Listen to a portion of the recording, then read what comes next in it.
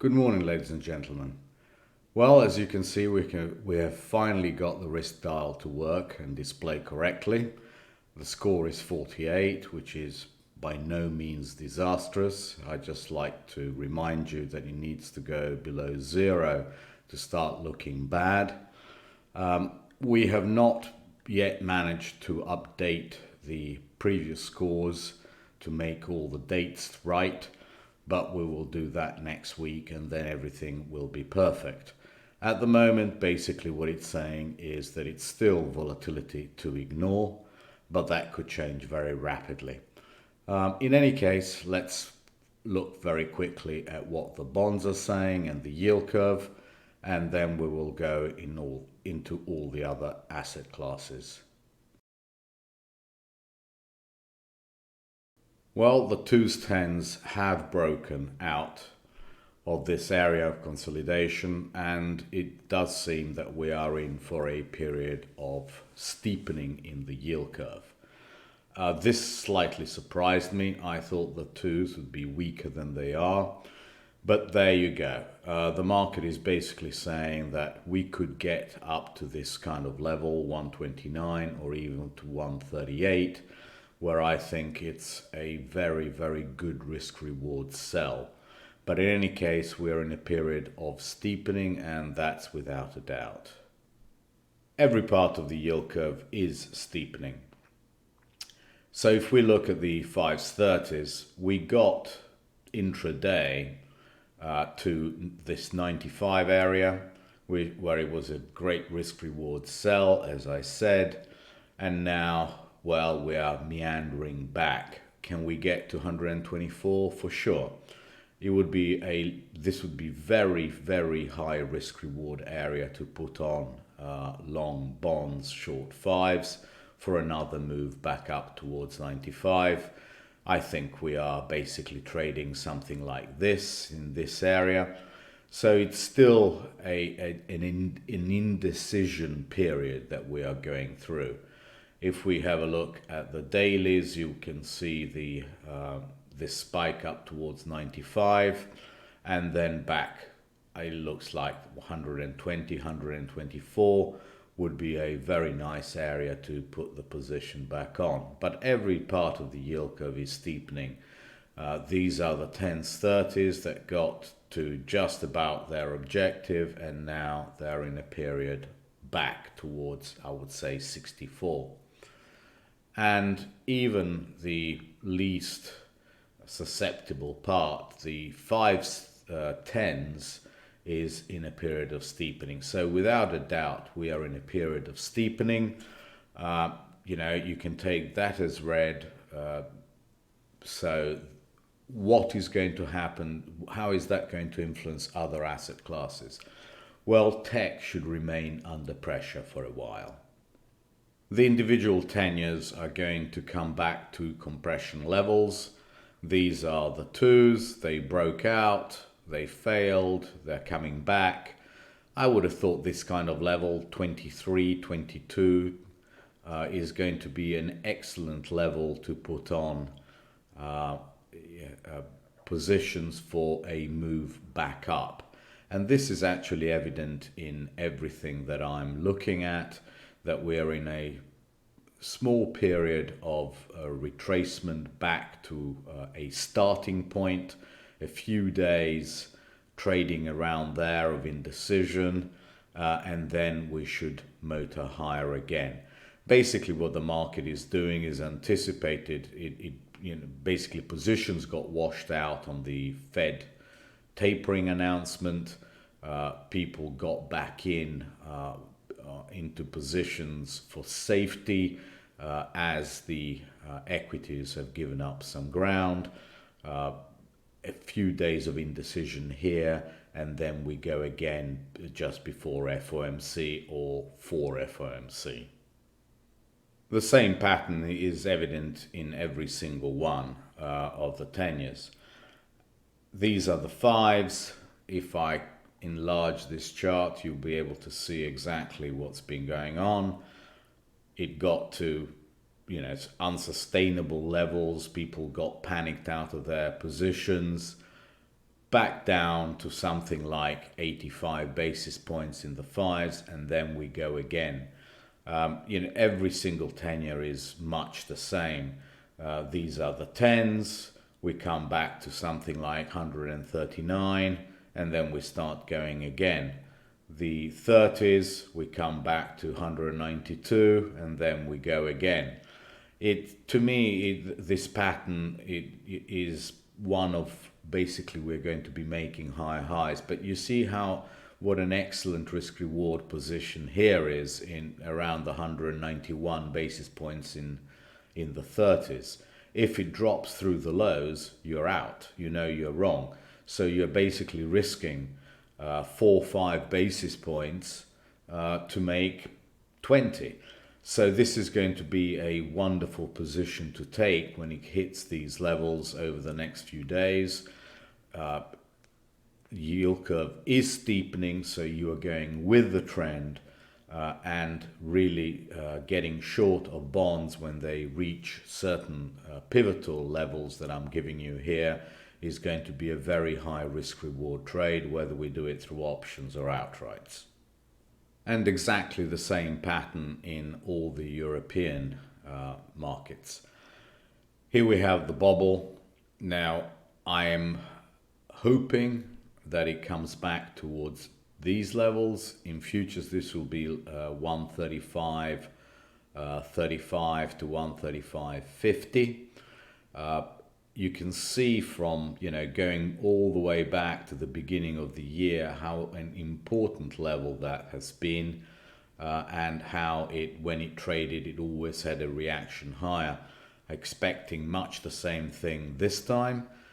Down towards this 64, 65 basis points, minus 65, and then we go back up.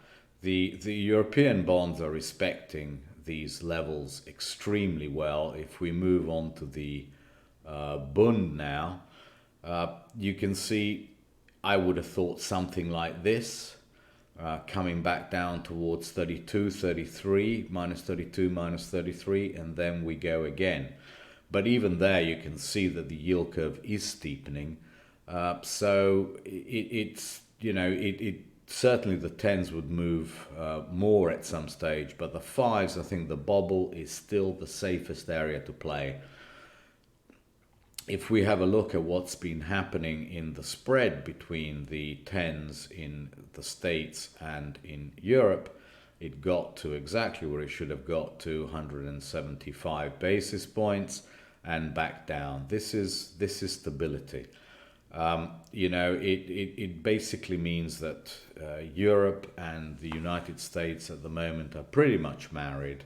We are not going to have huge deviations in the move between the two, 5-10 basis points maximum. What does that mean? That means that when we are pretty sure of what the positioning side should be, like I am, if we go at the bubble, and we can go back here to the bubble at around minus 64, 65 basis points, it is very, very safe to put on a larger position than normal. The dollar did very much what I thought it would do. It's moved up to the top of the Bollinger Bands on the weeklies. If we slightly enlarge this area, you can see that we still have not broken this previous high around 93.63, and we are unlikely to break it in the very short term, I think. I think we're more likely to have a period like here. Again, several weeks of hesitation and going sideways. And if we have a look at the dailies, it's pretty obvious that while the bond differentials are very much stable, there isn't very much reason to expect the dollar now to make another impulsive move. I think what we've done is we've cleared out a lot of positions. Can he get to 95.07? Absolutely, but basically stop everyone out from 93.63. For this high here, around 94.65, get to 95.07, and then retrace back to 93.63. It's going to be a sideways period with a bullish tendency for the dollar. If we have a look at what that means for Euro USD, exactly, I think it's definitely going to stop this 115.34 to 114.35. It's going to get people in here, get them all bearsed up against the euro. I think all the euro positions from up here have been washed out.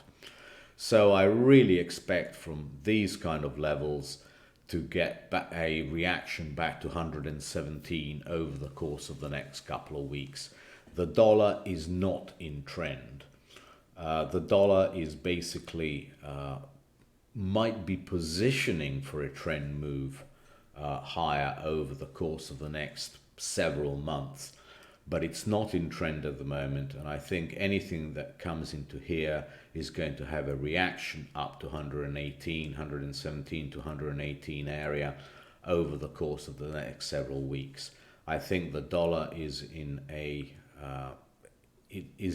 interesting position because, you know, we have all the debt ceiling stuff, we have all the Congress passing this legislation or not. I don't think we can be in trend until that is sorted out, and that is several weeks away, unfortunately.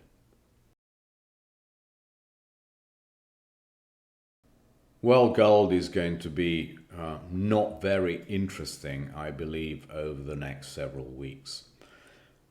Given my view that the yield curve is slightly steepening, given my view that any retracement in the bond market is a sell in terms of futures and a buy in terms of yields, I really cannot be that bullish about a big move in gold. And, you know, this has been proved right. If we enlarge this area here for the weeklies, we can see that basically 1, 2, 3 weeks we have closed within, what is that? Not even 0.5% net move over the course of the week. And that tells me that that is precisely what we're going to get, you know, for the foreseeable future, until that situation in the dollar and in bonds changes. You can see how all the weekly moving averages now are in this 1800 to 1820 area. So basically this makes this 1840 level all the more important. While it's below these moving averages, there's absolutely no pressure for higher gold prices. It's just a trading range. Can it go back up to 1790, 1800 to come back down? Absolutely. Can it go down to 1710 to come back to 1760? Absolutely. That is normal trading. There is absolutely nothing exciting about that. Still, absolutely no reason to own gold if you want an inflation hedge. Absolutely no reason for that to be gold, because the derivatives, the ones that set the gold price, which are the dollar and the bonds, are basically not cooperating at the moment. Someday they will, and we know what our timing is. It's, you know, 1840. But that is not what's happening at the moment. It's not what I'm forecasting to happen, and therefore I have absolutely no reason to be long of gold. I could show you all the gold spreads against the other asset classes, but I won't, because there's nothing really interesting going on there that I can see. But this, to me, is the story. This is gold over DBC. And I think the pull is still to come to this 638 area. I think that is still the pull. You know, whether it gets to 7 as opposed to 638, I mean, I have no idea. But the pull is back towards the area that it's been trading for a long time. If we go back in time, you can see that, all the way to '08, how much stronger DBC was than gold, and then gold took over, and now it's in a retracement phase. And I think this 638 level is a very good level for it to trade over the course of the next few months. If you want an inflation hedge, it's DBC, it's not gold. The pull is still strong and keeps on making new lows. So given that, here we have the DBC chart on the weeklies, and it's breaking out. I said we need to be above 1950 to 20 for it to be in trend. It's in trend. Where's it going to go to? You can see this area of absolute air, and it's reasonable to expect it to come to at least this kind of area. This 21.5, 22-ish, where this activity here took place for a few weeks of indecision, and then boom, boom, boom, boom. DBC keeps on outperforming gold. It's a better hedge than gold. No reason to be long of gold rather than DBC.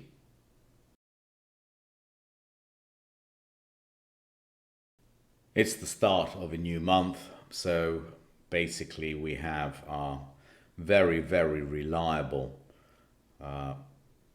moving average that statistically has been hit and held something like 78% of the time while in uptrend, and signifying an uptrend, and it comes in at basically that's 41.57. That to me is the absolute risk in this market, where the risk reward for the upside is stratospheric. So just that you have that level in mind, 41.57 is where the monthlies say that the risk reward is all to the upside. That's the level. Okay, so if we have a look at actually what the weeklies are saying, they are also, they bounced off that wonderful level just around 4,300, and we have underneath 42.47 to 42.32 as very, very important levels. And guess where the next really, really important level is? Just below the monthly level. We are getting another compression in the weeklies, much like we did here. We very quickly broke out from it. I don't think this breakout is going to be as quick. I think the odds are that we get a continued compression in the weeklies, and that we spend several weeks, probably the whole month of October and maybe half of November, testing these levels on the downside while having big relief rallies like we did last Friday. I am of the opinion, now this is a daily chart, I'm of the opinion that that level, 22 times $205, i.e. this 4,500 level, is going to be very difficult to break for a long time. We need to have even higher growth expectations and to have a lot of uncertainties removed, not least from the legislation about infrastructure in the US, and also the debt ceiling, and all kinds of stuff that could potentially hit us hard during the fourth quarter. I know the fourth quarter is very, very bullish, but it doesn't have to be very bullish immediately. The Santa rally can take place in the last 2 weeks and be very, very strong. And in the meantime, we can still test the downside. To me, it's going to be, you can see that basically the markets have exhausted the strength of the trend higher, and are now being pulled slowly towards the 200-day moving average. And you will see that the 200-day moving average is actually a feature of every single stock market. We are much closer than we were to every single one of them, below in very few of them. But it seems to be the attracting force for the time being, and as time passes, it'll get closer. The market will get closer to it and have the springboard to go higher. But I think it's too early. I think the 195-minute charts say it very, very clearly. We are in a period of slow downtrend with big rallies to stop everyone out of short positions.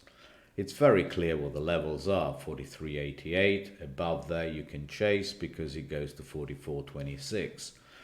Above 44.26 we have 44.79, and I think that is going to be almost impossible to break for the foreseeable future. There will be continuous tests to the downside that will get people panicked, and then it'll come back up. And that is actually best visible in the deviations. Now, deviations have been actually catching the market very well for a very long time. You can see basically that every time it gets to the green, there is a bounce. Where is the center line? Because that is flatlining. 44.33. I mean, that basically coincides with the levels that I just gave you, that we could easily return to that 44.20-ish level, get everyone long when it busts 43.88 on the SPX. Everyone gets long, the market goes up another percent, fails, everyone gets stopped out, back down. So basically, what is that? Up to here, back down to there, up to here, back down to there. And all the while the market, people try to anticipate the Santa rally, blah, blah, blah, they get stopped out. So I think a period of trading just to the dotted line and back into the green is what we're going to get. We're not going to get a panic to the downside because there's absolutely no reason for it. We are, if we have a look at what the components that could move us, we have energy, which is wildly overbought but can stay overbought for a while. But that is such a small part of the index that it's really not worth thinking about it in terms of moving the SPX. It's just not going to do it. If we, XLU as well, we get this bounce with the bonds and then we're ready to go back down. Here is XLK. You can see that basically SPY is matching the XLK. So as XLK comes back down and up and down, that is the tail that is moving SPY. XLF is the only one that is still somehow in uptrend. And that really is not enough to make the market go much higher than it is. You can see how XLP basically has been thrashed because people cannot see any growth there. And while XLP, XLY is in the shape that it is, that is saying that the market is not in a bear market. This is volatility to ignore for now. It's volatility to trade. It's not volatility to position short. There is no reason yet to think that the complete trend in SPY is complete. Absolutely none. XLI, you can see how that is basically weak and that has turned its trend slightly. It's not going to go a million miles. It's still in the green. So that is saying that the downside in SPX is going to be limited to that area that I gave you in the weeklies around the 42.50 area. That those levels are very good buys for very good bounces, probably 100 points plus. But anything around the 44.30 area is also likely to be rejected, and we're going to have another 100 point down. Let's run through all the other developed markets so you can see the pattern is repeating in all of them. This is NDX or NQ, whatever you like to call it. It, is it likely to trade sub 14,000? I don't think so.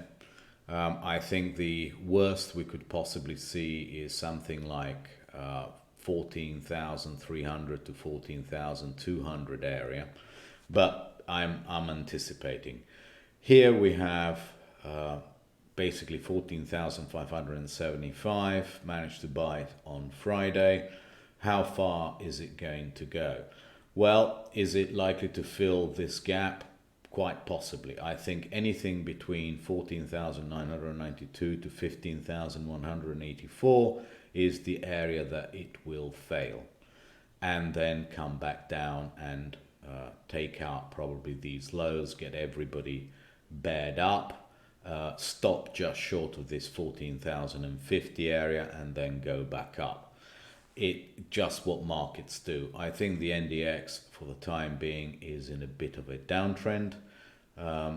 It's going to be weaker, I think, overall over time than SPX. It's just the steepening of the yield curve, and also the fact that oil stocks and other stocks which are not part of NDX are quite strong and likely to remain strong. Just, one of those temporary things before, allowing this huge move up basically to, to these moving averages to catch up. It's really not too bad if we do 3-4 weeks sideways in the NDX. But I certainly think that this area around 15,184 is a wonderful area to buy put spreads for a move back, probably down through this low, but not very far. Now, all of these markets are basically doing the same thing. This is the 195-minute chart on the DJI, and as you can see, the 200 period moving average has stalled out. But every time the market goes down, it gets pulled up back to that moving average and back down and back up and back down. It's going to take a long time for this to actually turn negative and down sloping. So, a period of compression is needed. If we have a look at the dailies, this is precisely what we're seeing. We are slowly coming back to the 200-day moving average and its support. Can we go slightly below it? Absolutely. Stop everyone out, but then we are ready to go back higher. And that is really the same in the transports. Look how the transports, I think, over the next few weeks are still going to hold their 200-day moving average and compress in this area, as will the DJI. So I think it's a compression time. I think it's stop everyone out on the upside, spit them out on the downside. The one that I've been asked to have a look at more is the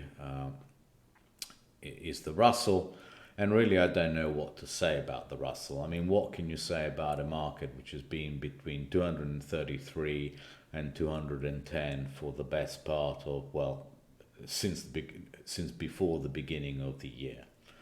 It's basically given us a wonderful range that we know that when we break out of it, we will have a big trend. At the moment, we just are not breaking out of it, so why trade it? What I like about it is that all these moving averages have caught up, and at any time this could break out and indicate a big period of outperformance of the small caps against everything else. But it's almost impossible to forecast when that is going to happen. I really am not even going to think about it until it happens, and then I will look at the spread charts and see what they are saying, and then decide whether to follow the move or not. At the moment, the spread charts are not saying very much. I could show them to you, but there's not much point. We're still in a range even in those. And I really see no reason that the Russell should outperform hugely the other indices, simply because it's, is it overweight in financials? Yes, it is. But on the other hand, that is not a huge reason to buy Russell at the moment. And also, we do have these debt ceiling problems coming up, and KRE, if we get a debt ceiling failure, will get absolutely killed. So to me, the risk reward is still not to buy the Russell. I see absolutely no immediate reason for that. Well, for anyone doubting that these markets move on spreads, the SPY EWJ relationship is very telling. I said it would get down to 6. That's where it stopped, and now it's basically going to meander about. So if we get rid of this one, what does that imply for EWJ? And if we know what that, for the Nikkei, and if we know what that implies for the Nikkei, then more or less we know what it implies for SPY. Basically, as long as we are above 28,335 on the dailies and 28,180 on the weeklies, it still shows that it's ultimately bullish, and therefore that the volatility in the SPY is volatility to ignore. It's really as simple as that. You can see how the weekly moving averages have all bunched up. They're all here. The 200-day moving average on the dailies is here. Keep on saying it. This 200-day moving average is now a feature in all of these markets. They're all bunching down to the 200-day, and within a certain period of time, they're going to have a big reaction off it. So while the levels hold, the expected reaction has to be to the upside after a period of internal compression. Simple as that. No reason to short the Nikkei at the moment, but to look for buying levels around 28,180. What does that imply with a steady relationship around 6 to 6.5 in SPY? It implies that level around the 42.50 area is going to be the absolute bottom that we're going to see SPY for the foreseeable future.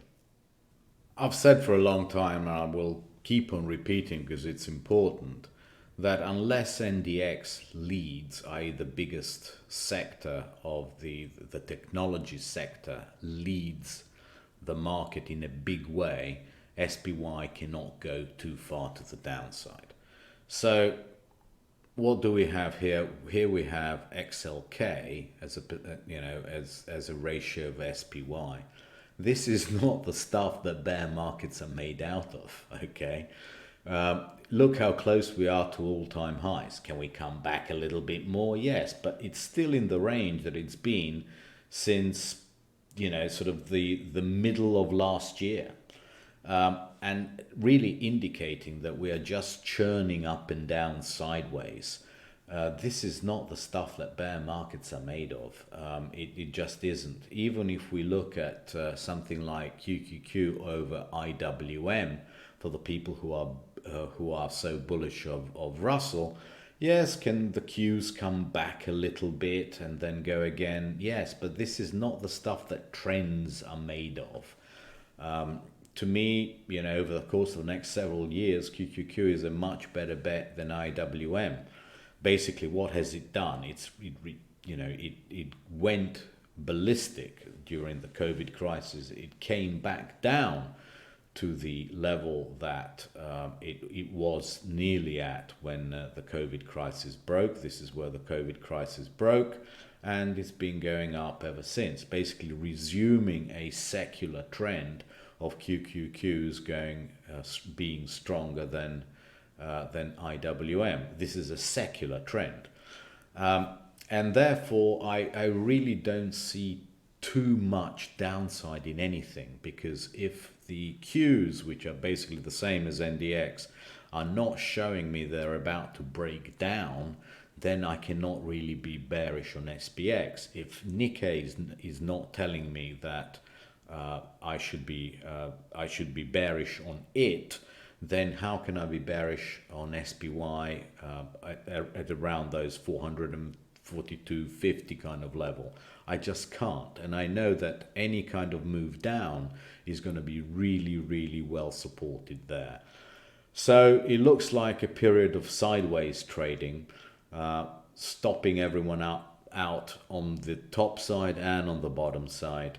What fun, but that is what we have. I always like to have several spreads confirming a single view, and now these are the spreads against EEM, and this is EEM EWJ.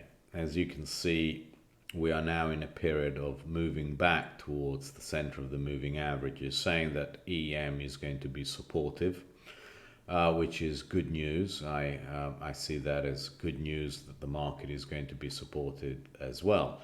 And here we have EM against SPY.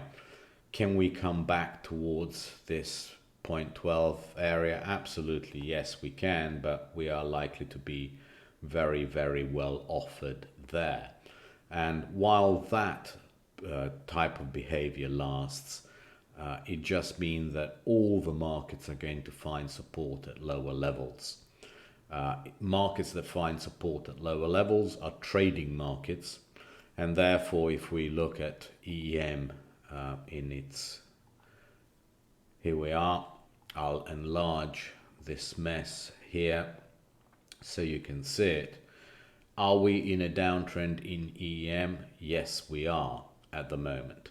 Can this downtrend get us down towards 47.93? Yes, it can. I'm not saying it will, I'm saying that yes, it can. But here comes the 200 period moving average, and this is a weekly. And I think that this level is going to be a very good buy for the last few months of the year. 47.93, I'm definitely a buyer there. I basically don't care. I am a buyer. Given the spreads that I showed you with EM and NQ and the Nikkei, this to me says that any new low here is going to be about as low as we go for the year. If that is correct, and that's what the spreads are saying, we have the absolute picture painted for SPY as well. Every time it drops into the 4200s, it's going to rally at least 100 points off it. Right, so on to the bias table. 2s, 10s, I've changed it. I'm not enthusiastic about being long of them, but I would rather be short at around that kind of level. 5s, 30s, 125, I would look at putting it on. I think it makes perfect sense. And all these, I'm giving you the levels. Minus 62.65, I think will be the big opportunity in the bubble to do something like 135.50 puts, and I will definitely tweet it. All the levels have been updated. I just can't get bearish of any of these markets when they're in the 4200s and they're tied together, as I showed you. Stocks also I can't get bearish of. And really, what is there to say? I think now we get a period of stability in DXY. DBC is still much better inflation hedge than gold. Really, there is nothing until 22 in DBC. And I refuse to believe that the bonds can be very big while DBC goes from 20 to 22. I mean, that's a 10% move. If commodities are up by 10%, bonds definitely cannot really do too well. Gold, on a spread to DBC makes no sense. Can gold go back up to 1800-ish while DBC drags it up? So DBC goes 5-10% and gold goes 2-3%? Absolutely, but why own it as opposed to DBC? Thank you very much indeed, and I will definitely tweet you on Monday. I think the big opportunities are going to be in the bubble here.